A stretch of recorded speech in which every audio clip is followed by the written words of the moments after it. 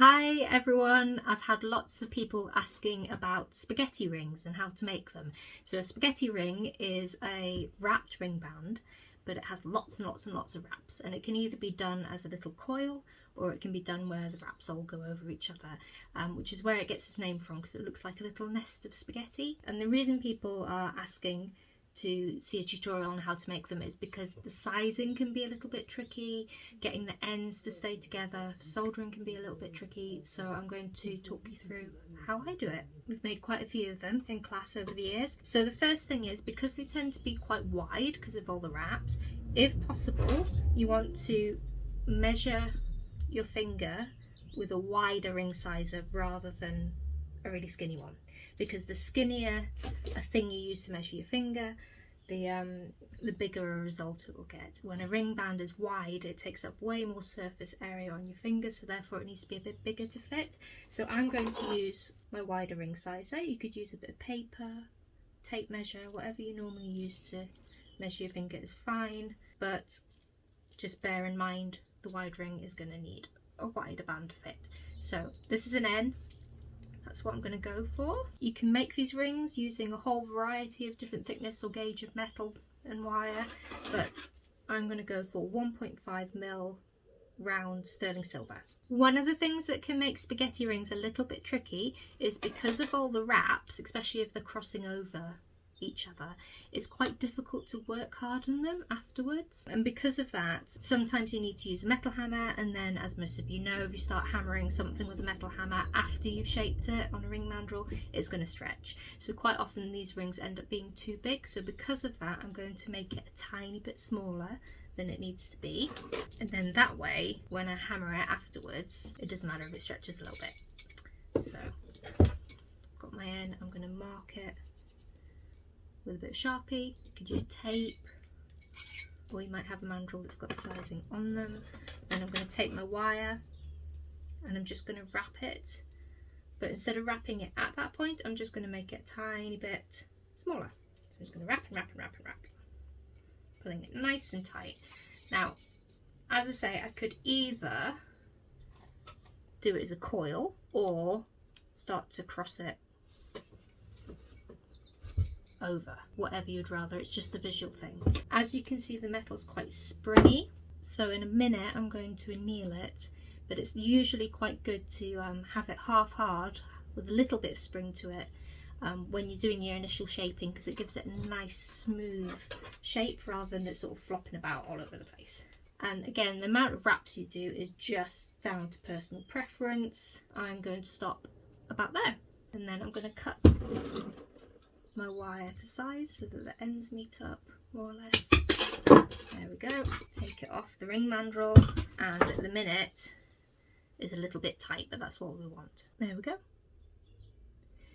So I've got my two ends, and now just think of them like any other ring band. Don't worry about your overall shape too much, but the important thing is to get these ends filed lovely and flat, and then get them to stay together nice and tight. So I'm going to file them flat now, but before trying to get them to stay nice and tight I'm going to anneal them, but initially a bit of filing. Like I say, at this stage don't worry about the shape too much, so if it's easier, bend your wires so you can get into them, file them flat.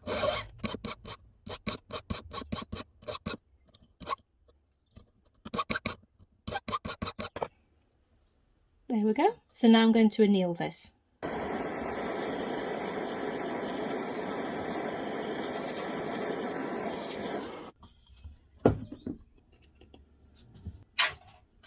I've just taken this out of the pickle, dried it off, and now it's a lot softer. So when I squish it, it's not going to be as springy, which means I can now focus on bringing these two ends together nice and tight.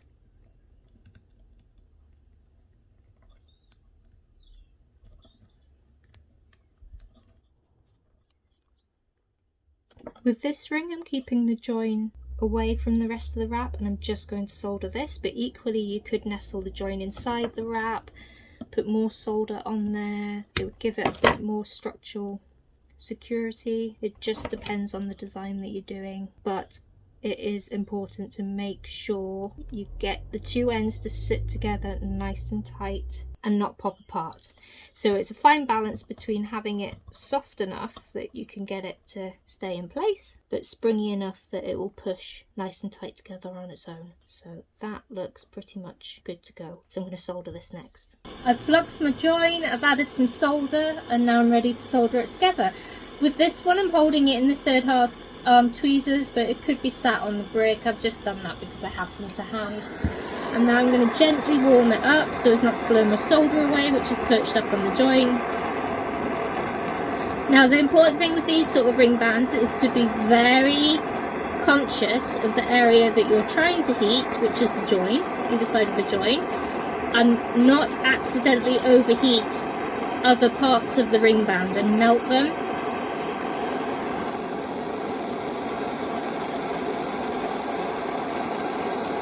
So keep an eye on the torch, keep an eye on the flame, keep an eye on the colour of your metal.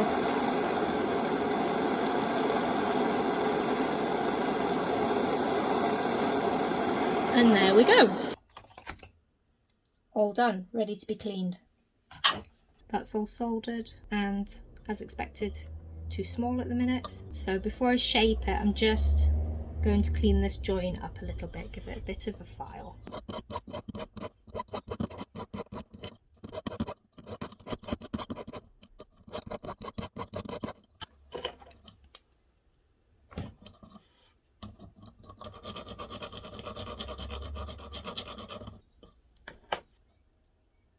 So next up we're going to shape it. I'm going to pop it back on the ring mandrel, squish it down a bit by hand, there we go, and then I'm going to gently tap it with my rawhide mallet.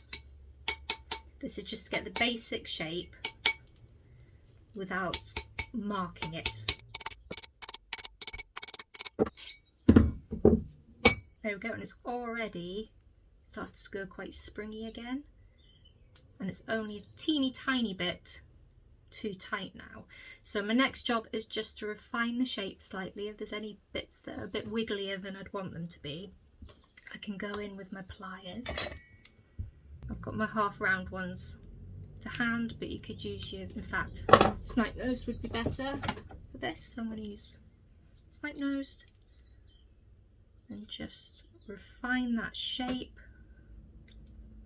It's looking alright. And now I've got a choice, because it's only a tiny bit too small. I can either put it back on the ring mandrel and persevere with my rawhide mallet, and it will stretch to the size that I want, or what I'm going to do is I'm going to use some metal hammers to add a little bit of texture and a little bit of interest to it. So I've got 3 metal hammers. I've got one that's cross pane, it's got a sharp edge and it's going to leave linear marks. I've got a ball peen hammer, rounded end, that's going to leave little dimples, and I have my texture hammer. So the reason I've got 3 is because I'm just going to have a play and see which marks I like. I'm going to start off with the ball peen. Now I'm going to try the texture hammer.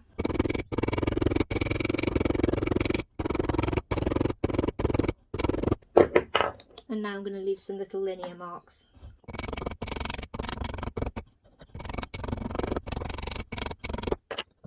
It's looking alright, and it's almost the right size, so I'm going to stop there, because with this one I'm also going to solder a setting into the wrap and set a little gemstone. So that means that this is going to get annealed again when I'm doing my soldering, so therefore it's going to get soft again, so therefore I'm going to need to work harden it afterwards, which will potentially stretch it that final little bit till it fits. I've taken a little collet setting, I've fluxed it, I've fluxed my wires, my nest, and popped some solder in between them, and now I'm going to heat it up and solder it together.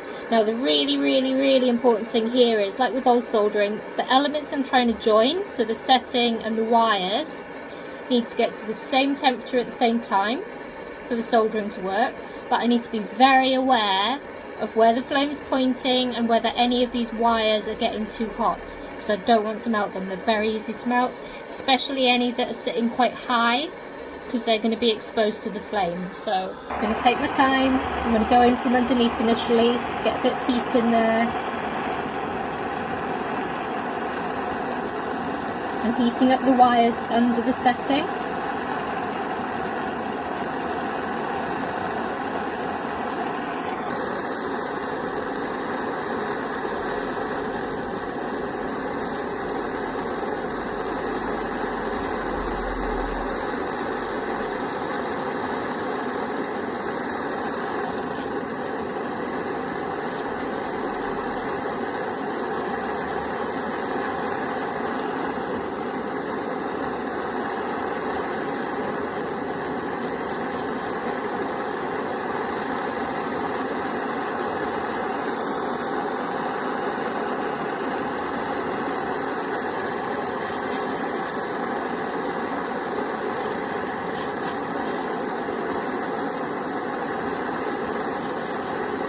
And there we go, all soldered in place.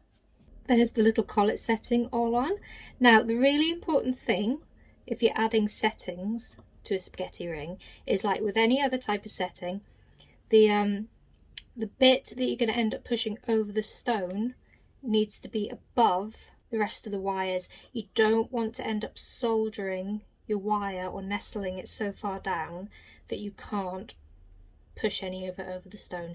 That's why tube settings and collet settings are particularly good for this. You can add bezel settings, but if it's a small bezel, like I say, you need to be careful that you don't end up soldering the wire to the top edge of your bezel, because then you're not going to be able to push it over your stone. So I've got a stone setting burr here. I'm just by hand, I'm just going to give it a little twiddle because it's the tiniest bit too small for my stone. But that should do it. There we go. And pop the stone in. Now the widest part of the stone, the girdle, is sat just below the surface. So I should be able to just push those edges over now. So the stone's sitting in there quite nicely. Now I should have my sandbag on here, but so that you can see it on camera, I'm just going to keep it there, and I'm going to use a bezel punch to set it.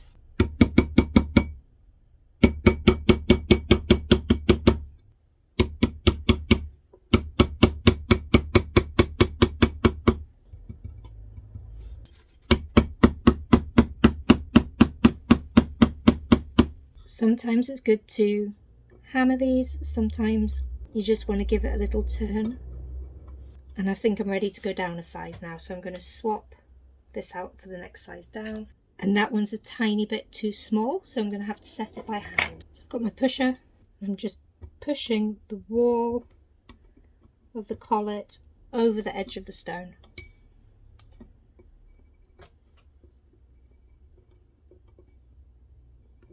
Like I say, normally I would do this on a much more secure surface, either by putting a ring in a vise or by laying this on my sandbag or a bit of leather or something else a bit squishy to stop it rocking around all over the place. There you go, that's looking good. There we go. So 1.5mm round sterling silver wire turned into a spaghetti ring with a little setting nestled in it, and hopefully it will fit.